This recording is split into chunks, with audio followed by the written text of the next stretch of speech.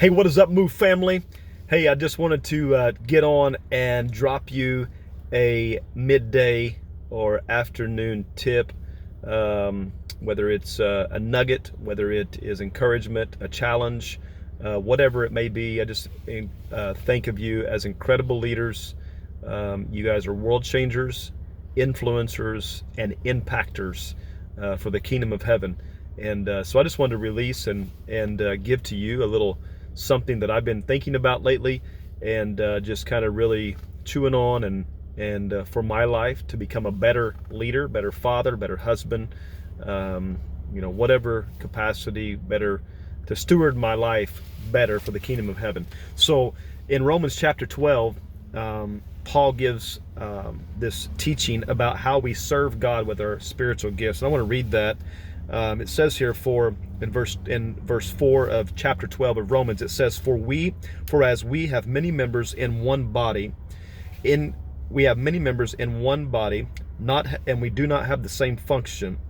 So we, being many, are one body in Christ and individually members of one another, having then different gifts differing according to the grace that is given to us, let us use them. So Paul's saying that we are members of one body, but through grace we all have different giftings, and I'm thankful for that. I'm thankful for the gifts and talents and the things that God has put on the inside of you and how you've served my life using your gifts.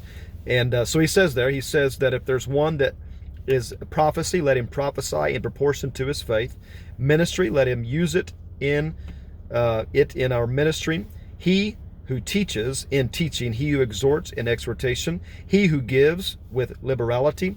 But here's what he says in this last portion. I've never really caught this. So many times we focus on the prophecy part, we focus on the ministering part, we focus on the teaching part, but this last one here really has stuck with me. It says, he who leads with diligence.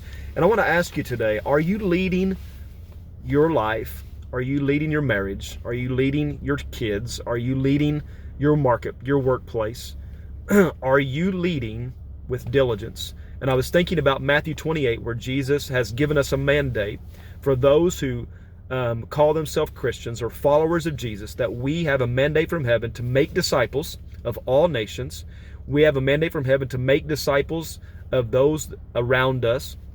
And so as I'm thinking about that, God is wanting us to use that mandate, or to exercise that mandate, the fullness of his plan, because that's his plan for our life, to make disciples, to do it with diligence. So I want to ask you that question again. Are you leading with diligence? Well, you may ask the question, what is diligence? So I want to give you a definition, one definition. It's the constant and earnest effort to accomplish what is undertaking. Let me say that again. It's the constant and earnest effort to accomplish what is undertaking. It takes persistence and exertion of body and your mind. So it's something that is consistent. It's consistency. It is earnest. It is the effort to accomplish what is undertaken. And being a leader requires diligence. Here's what it says in Proverbs chapter 10, verse 4. I like what Solomon, the wise man, said. He said, he who has a slack hand becomes poor, but the hand of the diligent makes rich. Notice what he says. He that has a slack hand becomes poor. It doesn't tell me that he started out poor. I think that's what it's saying there, that it didn't start out poor. It just says he becomes poor. Why does he become poor? Because he doesn't use the diligence that is available to him. It also says in Proverbs chapter 12, verse 24, the hand of the diligent will rule, but the lazy man will be put to forced labor. Diligence is man's precious possession. So I want to encourage you today, as you're leading, lead with diligence. I don't know how diligence speaks to you, but it says that we will rule, that there's a ruling that happens when we choose. That's the thing. Leading with diligence is not really, it's an option.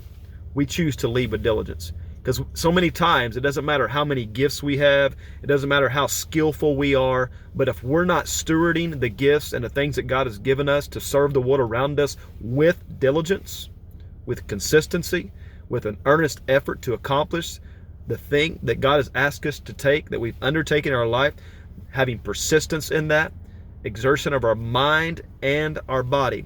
A diligent leader will always take initiative. He will have initiative on his mind. So I want to encourage you today, as you take initiative, to lead with diligence. Diligence is not something that is a sprint.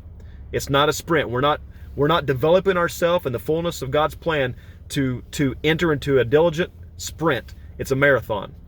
It's a marathon. So I want to encourage you today to lead with diligence in every area of your life. I encourage you, ask God, where's my harvest field?